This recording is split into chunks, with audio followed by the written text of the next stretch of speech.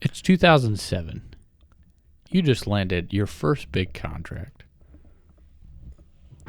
You're feeling good. You're feeling real good. But guess what? Here comes 2008. Things aren't so good anymore. Things might be pretty difficult, actually. Good thing it's 2026. It's not 2008. But who knows what's coming up next year? So, in our next episode, in a series on small business ownership, we're going to talk about how to prepare for those rough years, those difficult times when you own a small business. How are we doing today, man? Dude, you just took me back to 08. Yeah, it might have been a rough ride there for a minute, wasn't it? Oh, my golly. That's pretty good. That's pretty good. I thought so. Dude. Yeah, how many businesses made it out of 08? That's a Not good as many question. as went in. Yes, but here's the thing. If they had traveled to the future and watched this video that we're about to do, they probably would have survived the 08 collapse. Really, they probably would have come out better. They would have thrived. So listen up, because we've got the key to your success. So, number one, how are we going to prepare as a small business for an economic downturn, a rough spot in our business industry, or any difficulty in owning a small business, but specifically in terms of finances? How are we going to prepare for that? First thing we're going to do is we're going to always keep a pretty tight rein and limit our liabilities. Nice. Do not overextend yourself with credit.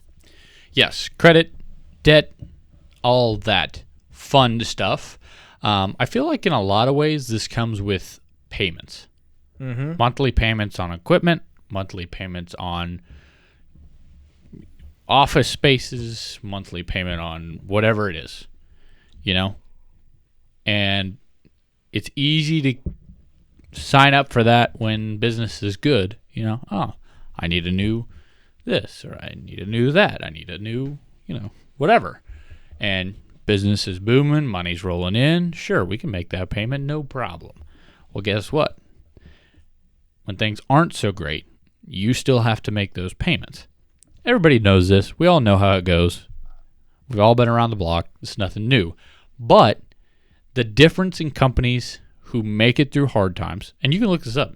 It's hard data. The businesses that made it through 2008, a lot of them had to do with companies who had controlled liabilities. Liabilities that they could handle in a difficult time. It's the phrase is thrown around a lot, but companies that could just throw a tarp over it and go home made it through.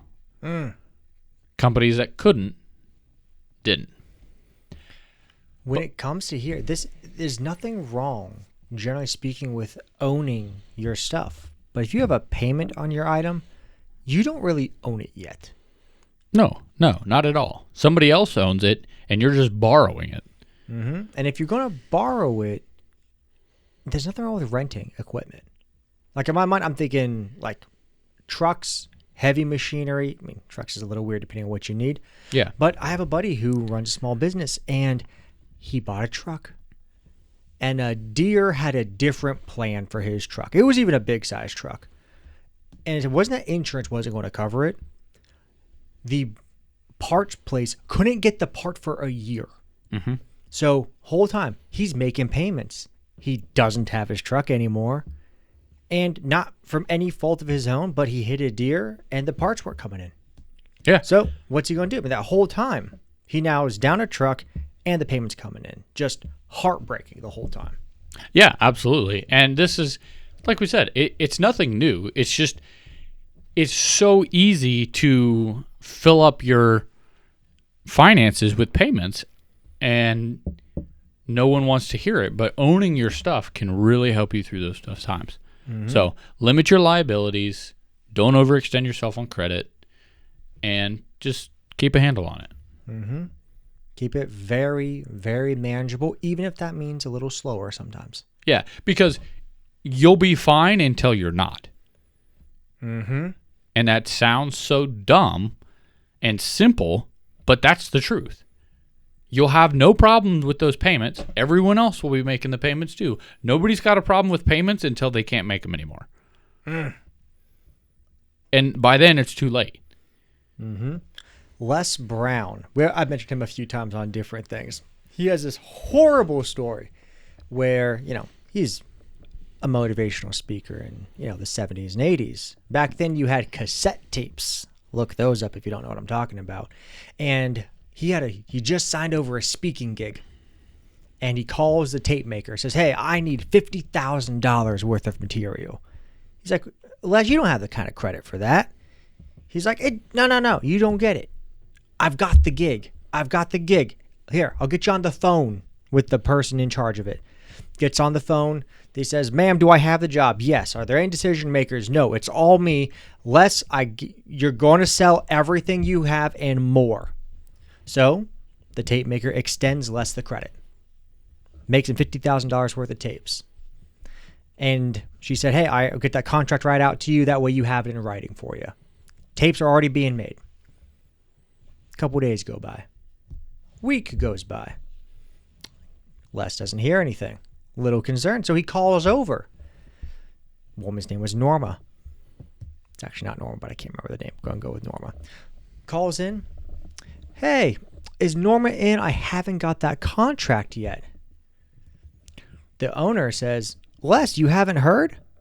Norma died." Ooh. Was not expecting that. Right? I thought you were going to get fired. No. No. So he's like, "What? Did she say anything about me?"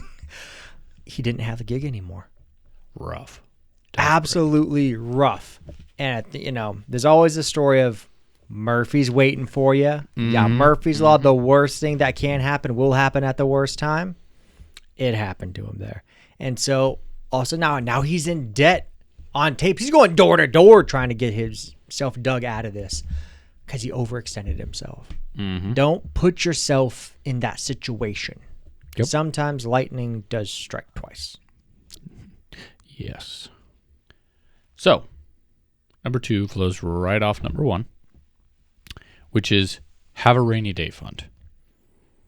No one likes to hear this one. Yes, I know no one likes to hear it. But you should at least have some amount of a rainy day fund. And we've talked about this in our podcast on money management. But you should at least have some amount of a rainy day fund, especially as a small business. When to prepare for those difficult times, you should have a rainy day fund. Mm-hmm. The size of it is very much dependent on where you are in your business, where your cash flow is. Do you have employees? What's your accounts payable, accounts receivable? Are all your clients on net 30, 60, 90, whatever? Are they governments? Mm-hmm. You need to determine what that is for you, but you need to have one, because that economic downturn could literally just be a flood in your area or a tornado or something random. Power goes out for a week. Something a little unusual, but that we don't often think of as a full economic downturn. Sometimes you just don't have power for a week. Yeah. No, so the rule of thumb is 3 to 6 months of operating income. Now, for some companies, that's early on not feasible. We understand that. So if you can do 3 to 6 months, that is ideal. But I would always say, if you're going to start a small business, based on the number of successful small businesses per capita, you should always have enough money in the bank to close the door and walk away. I like it. Never go to the point where you don't have enough money or assets, whatever you want to call it, to close the door and walk away at any point. To where if that economic downturn hits, you can pay off whatever debt you have and walk away net zero. That's the minimum you should have. There's just a peace of mind knowing I can walk away tomorrow if I had to. Yeah. Yeah. Mm-hmm. I like it. I like it. Have a rainy day fund. Number 2. Number 3 is building a reliable and effective team. Mm-hmm. Now, that doesn't sound super straightforward, but if you're going to run into an economic hard time, or really just a hard time for your business, whatever that reason that might be, the team you have behind you will be instrumental in getting you through that. And one of the biggest things that you want to look for is a team that's not wasteful. They're efficient, they're effective, they know their job, and they do it well. They respect their time and your time. Yes, which you will probably mean a small team of well-paid but well-skilled employees. Because a team of 5 who's paid well and does well is way better than a team of 10 who's paid cheap. Mm-hmm. And so many businesses refuse to pay their employees what they're worth, but that's a video for another day. Have a small team of reliable, efficient, effective, high-performing employees who will help get you through the hard time. Mm-hmm.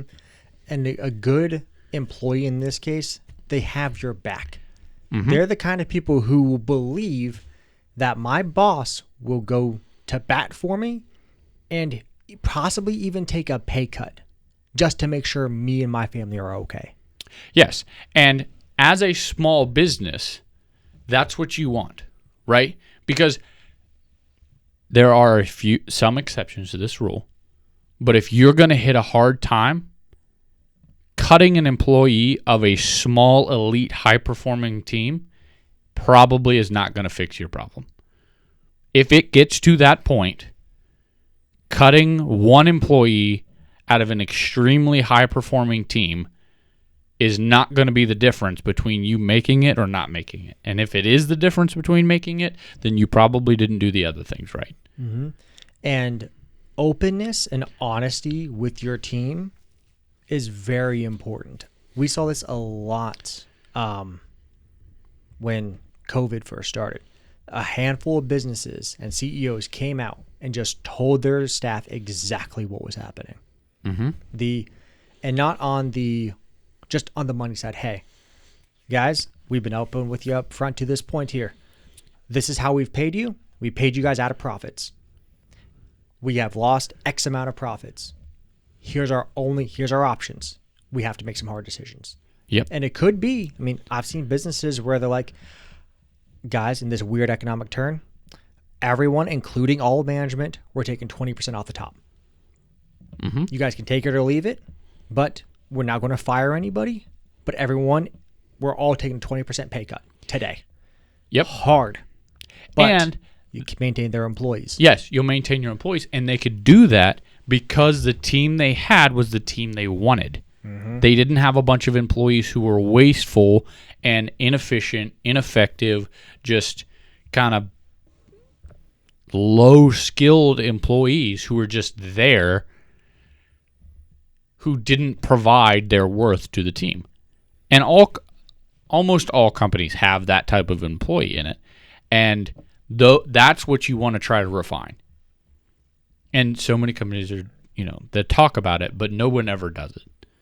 They talk about, building a team, building whatever, and none of them ever do anything but hire the most available person at the time for the right price.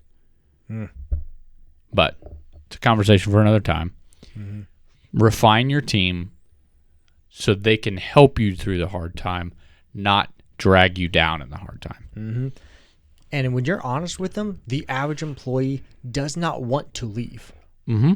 A good employee chose to be with you, chose to fight alongside you. Just be upfront with them. Let them know what's going on. And a good employee understands they're only good if the company is also good. Yep. you should have your best employees locked down with golden chains. I get what you're saying, but I don't like the phrasing. But it's so right sometimes. It is. Yeah. I'm sure there's probably a better way of saying that, but I thought it was pretty good. Yeah, like it's some golden handcuff situation. Okay. There's a reason I didn't say handcuffs. Anyway. But they're golden. Anyway. Number 4. Diversifying your revenue. Now, I'm a small business owner. What? I get my money one way. Yeah, I sell my products. Well, how many styles of products do you sell? Now, I'm going to preface this. This advice is for the company that is trying to grow and sustain through an economic hard time as the primary source of income for one or more people. If you own a small business that sells crafts on the weekends, that's not what this is about, okay? But if you fully launched into small business as you or other people's source of primary income, and you're trying to grow your company and make sure that it can make it through a difficult time, you should diversify your sources of revenue. And this can look a little bit different than what people are thinking. We're not saying switch industries. No. If you're in construction, this could be you have your residential and you have commercial. This can be you have new builds and maintenance contracts. These are different sources of revenue, all in your same era of expertise because you got to stay there. But you can expand the style that you're doing of each. Because just because one of those has a down doesn't mean the other ones have a down. Sometimes the quick hit money is good while sustaining the long-term checks coming in. Yeah, and sometimes it's not even as much as, okay, we need to get into something different. It might be you need to find different ways of selling what you have or tweaking it. You know, if you have a coffee shop, you know, add some donuts, you know, and that sounds simple, but, you know, diversifying your revenue, more likely in that situation, it would be try to go after some of those commercial contracts. Try to go after some of that, you know, if it's a coffee shop, cater. Or something to that, you know, a restaurant or something, you know, look into that. It'll change depending on the industry. And we're not going to sit here and tell you how to diversify the revenue on every company that exists. But just finding a way to get different sources of income so it's not all from the same thing.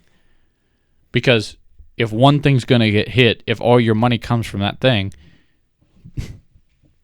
you're toast.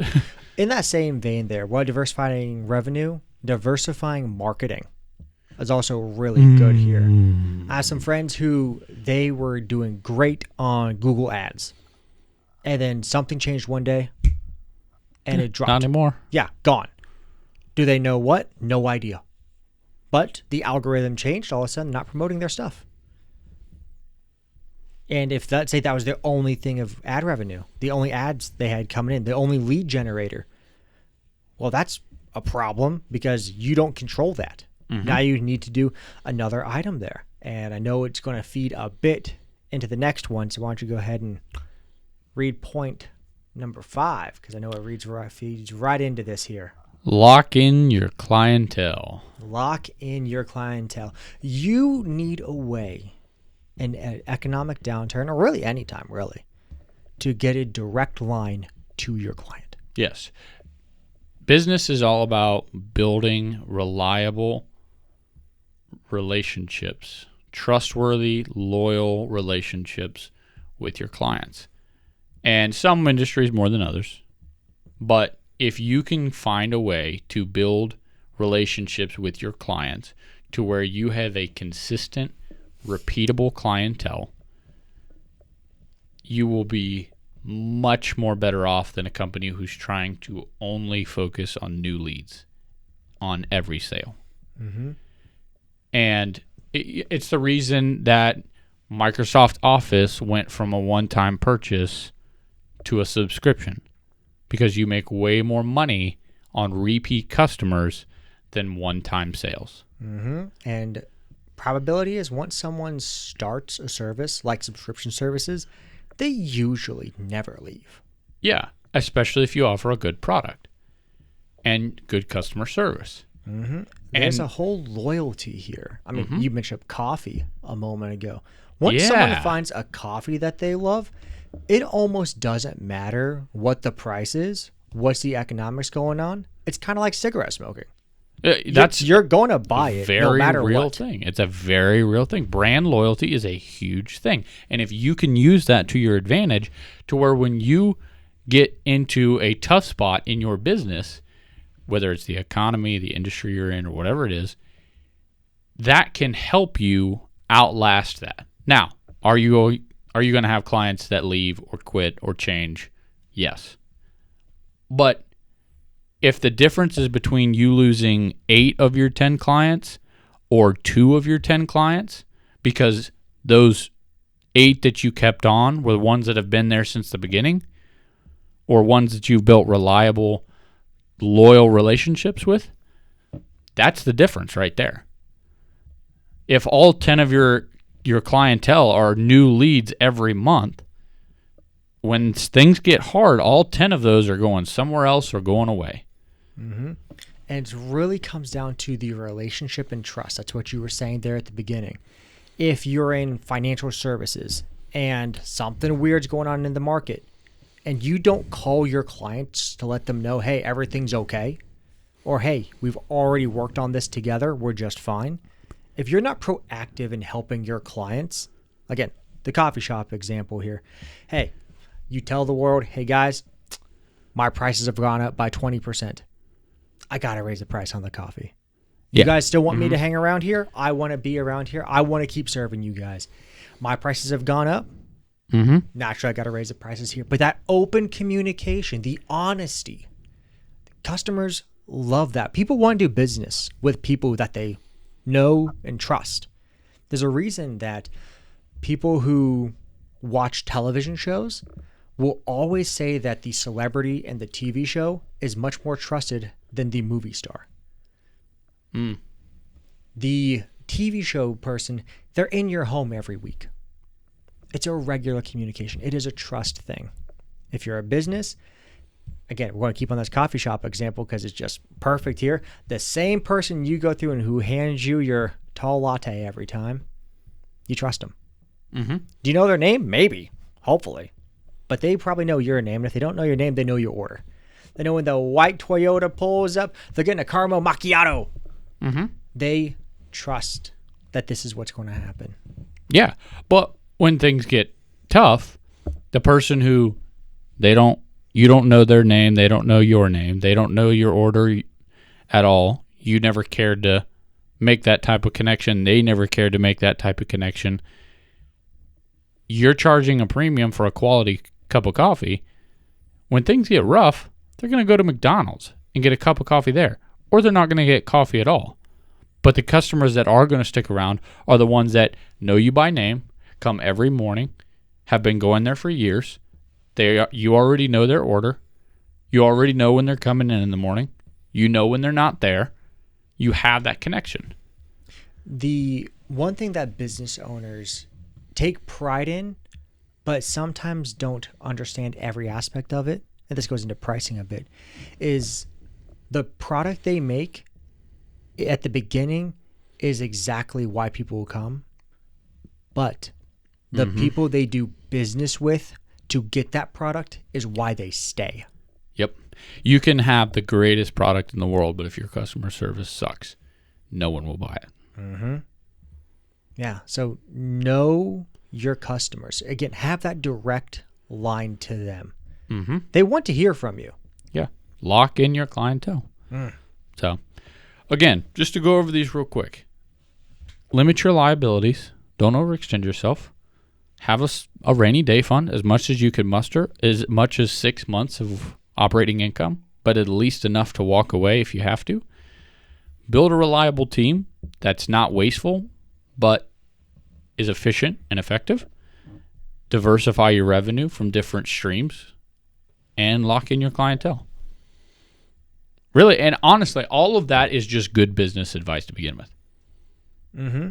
You could say, I could change the title to this episode and say, good business advice. And it would still all apply. Mm-hmm. If we just ran just those items right there, this is just digging your well before you're thirsty. Mm-hmm. Don't wait till it starts raining to try to get an umbrella. Get your umbrella ready now. I thought you were going to say, like, dig a well or drink. And I was like, I don't think that's going to go the way You just gotta mix them all together. You know. It's water over the river to grandma's house. We had it, then we lost it. See, wasn't prepared for it. Yeah. Wasn't prepared. Didn't have a rainy day, but Oh, my God. okay. All right, we're done. Be prepared, as Uncle Scar said. Be prepared. Mm-hmm. Till next time.